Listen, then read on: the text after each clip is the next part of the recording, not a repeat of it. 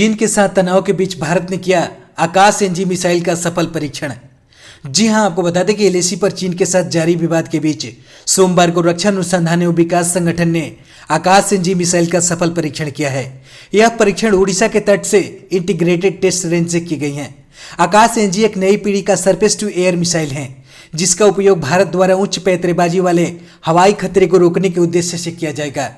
परीक्षण में Indian air force के लिए तैयार किए गए अगली पीढ़ी के इस मिसाइल ने टारगेट को सफलतापूर्वक ध्वस्त किया।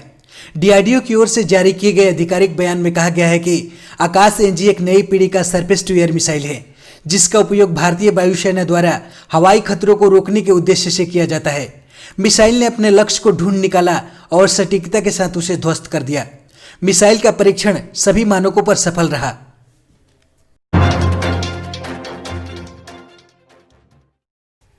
किसानों को 37 शर्तों के साथ मिली ट्रैक्टर परेड की इजाजत।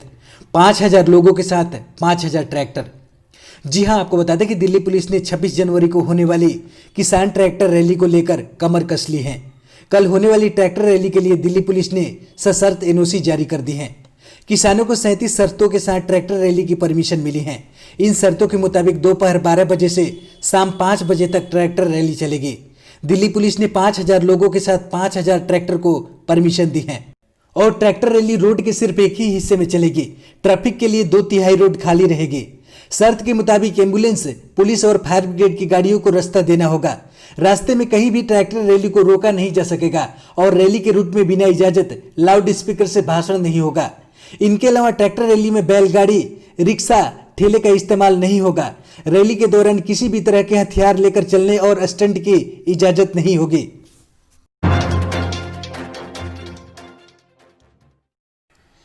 यूपीएससी के उम्मीदवारों को आईएएस परीक्षा में अतिरिक्त मौका मिलने पर सुप्रीम कोर्ट का बड़ा बयान।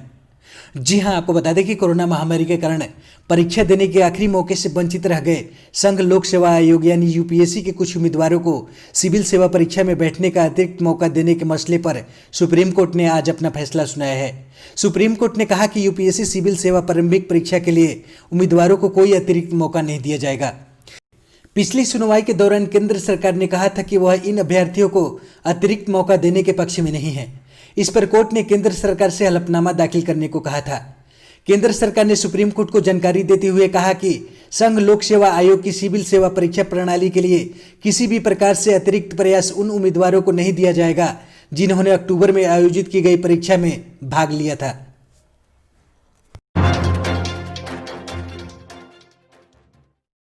भारत चीन के सैनिकों की झड़प पर आया भारतीय सेना का बड़ा बयान।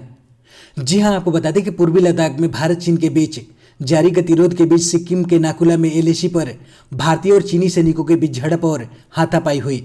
नाकुला में भारतीय जवान पेट्रोलिंग कर रहे थे, तभी उन लोगों ने सामने से चीनी सैनिकों को आते देखा। भारतीय जवानों ने चीनी सैनिकों को रोका तो वो हाथापाई पर उतर आए। इस झड़प में कुछ चीनी सैनिकों के घायल होने की खबर है। इस पर सेना ने आधिकारिक बयान जारी करके इसे मामूली झड़प बताया। सेना ने कहा कि इसे लोकल लेवल पर बातचीत करके सुलझा दिया गया है। बता दें कि सूत्रों से मिली जानकारी के मुताबिक भारतीय और चीनी सैनिकों के बीच 20 जनवरी को नाकुला में झड़प हुई। नाकुला वही स्थान है जहां पर पिछले साल 9 मई को भारतीय और चीनी सैनिकों के बीच झड़प हुई थी। इसके बाद पूर्वी लद्दाख के पेंगोंग लेक इलाके में भारत और चीन के सैनिकों के बीच हिंसक झड़प हुई थी और तब से अचानक करीब 9 महीने से वहां सैन्य गतिरोध जारी है।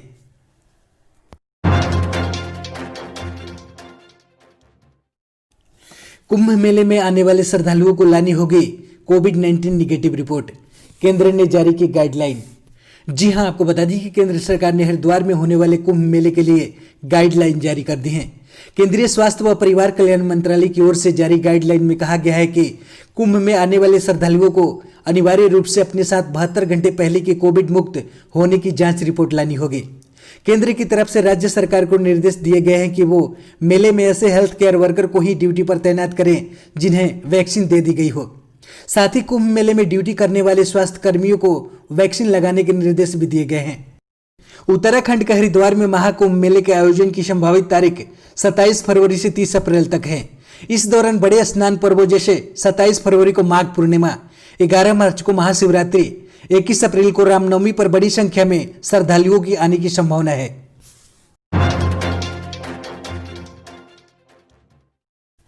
मौसम विभाग ने जारी की चेतावनी, शीतलहर के बीच दिल्ली सहित इन इलाकों में गरज के साथ होगी बारिश।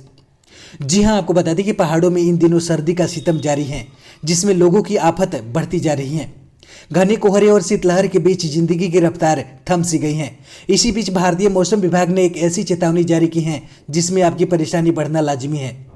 मौसम विभाग के मुताबिक अगले 2 दिनों में दिल्ली, पंजाब, हरियाणा, चंडीगढ़ समेत उत्तर प्रदेश के कई इलाकों में तेज बारिश होने की संभावना है। इसी के चलते विभाग ने ऑरेंज अलर्ट भी जारी किया है। वहीं दिल्ली में शनिवार को न्यूनतम तापमान 7.4 डिग्री सेल्सियस दर्ज किया गया है। ऐसे में जारी अलर्ट के मुताबिक अगले 2 दिनों में तापमान इससे भी नीचे जा सकता है।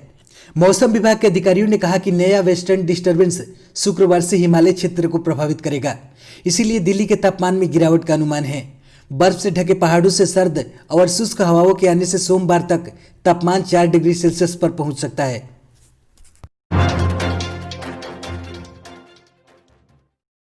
यस बैंक के फाउंडर राणा कपूर की कोर्ट ने खारिज की जमानत याचिका।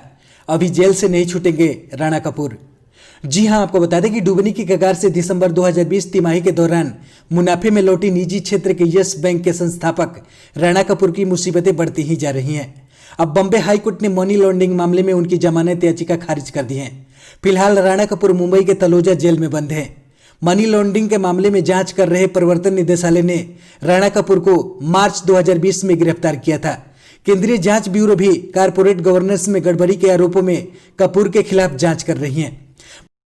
प्रवर्तन निदेशालय ने आरोप लगाया है कि राणा कपूर ने DHFL और उनकी कंपनियों को लोन देने में गड़बड़ी की है। बता दें कि राणा कपूर और अशोक कपूर ने वर्ष 2004 में निजी क्षेत्र के यस बैंक की स्थापना की थी। बैंक 2020 की शुरुआत में तगड़े घाटे में चला गया था।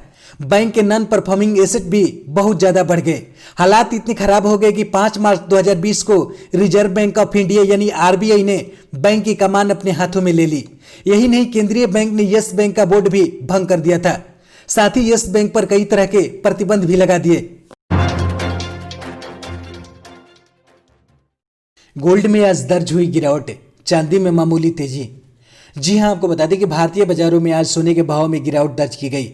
वहीं दिल्ली सराफा बाजार में सोमवार को सोने के भाव में 141 रुपये प्रति 10 ग्राम की कमी आई। वहीं चांदी के दाम में मामूली उछाल दर्ज किया गया। आज चांदी में महज 43 रुपये प्रति किलोग्राम की बढ़ोतरी दर्ज की गई। पिछले कारोबारी सत्र के दौरान दिल्ली सराफा बाजार में सोना 48,650 रुपये प्रति 10 ग्राम पर बंद हुआ था।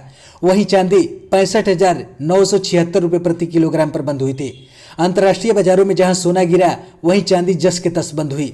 दिल्ली सराफा बाजार में सोमवार को गोल्ड का भाव 141 रुपये प्रति 10 ग्राम घट गया। राजधानी दिल्ली में 99.9 ग्राम शुद्धता वाले सोने का नया भाव अब 48,509 रुपये प्रति 10 ग्राम हो गया है। सीएम नीतीश कुमार को सता रहा कुर्सी जाने का डर, कही ये बड़ी बात। जी हां, आपको बता दें कि बिहार विधानसभा चुनाव के बाद जब से नीतीश कुमार एनडीए की ओर से सीएम की कुर्सी पर काबिज हुए हैं, तभी से सब कुछ ठीक नहीं चल रहा है। सीएम नीतीश कुमार खुले मन से कई बार एनडीए के घटक दल बीजेपी पर इशारों में ही निशाना साध व पद पर न रहने की इच्छा जता चुके हैं। पटना में एक बार फिर सोमवार को सीएम नीतीश कुमार ने बड़ी बात कही है। सीएम नीतीश कुमार को डर है कि उनके कार्यकाल में बीच में ही सीएम की कुर्सी से हटाया जा सकता है। रविवार को पटना में राज्य के पूर्व मुख्यमंत्री और जननायक कर्पूरी ठाकुर की जयंती के अवसर पर आयोजित एक कार्यक्रम में सीएम नीतीश कुमार ने अप्रत्यक्ष तौर पर कुछ इसी तरह का इशारा किया। सीएम नीतीश कुमार ने कहा कि जननायक कर्पूरी ठाकुर के साथ अन्याय क्यों हुआ। कर्पूरी ठाकुर जी ने अति पिछड़ों को आरक्षण दिया। नाराज लोगों ने 2 साल कुछ महीनों में ही उन्हें हटा दिया। हम लोग भी सबके हित में काम कर रहे हैं। कभी कभी सबके हित में काम करने से कुछ लोग नाराज हो जाते हैं। आगे सीएम नीतीश कुमार ने कहा कि हमने भी किसी का उपेक्षा नहीं की है। बिहार निरंतर आगे बढ़ रहा है। 24 घंटों में दर्ज हुए 13,203 नए कोविड-19 केस। जी हां, आपको बता दें कि भारत में एक दिन में कोविड-19 के 13,203 नए मामले सामने आने के बाद देश में संक्रमण के कुल मामले बढ़कर 1,06,67,736 हो गए हैं, जिनमें से 1,03,30,084 लोग कोरोना संक्रमण मुक्त हो चुके हैं। देश में कोरोना के ठीक होने की दर बढ़कर 96.83% हो गई है।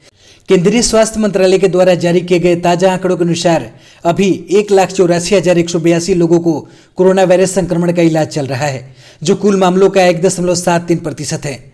बताते चले कि देश में 19 दिसंबर तक कुल संक्रमितों की संख्या 1 करोड़ के आंकड़े को पार कर चुकी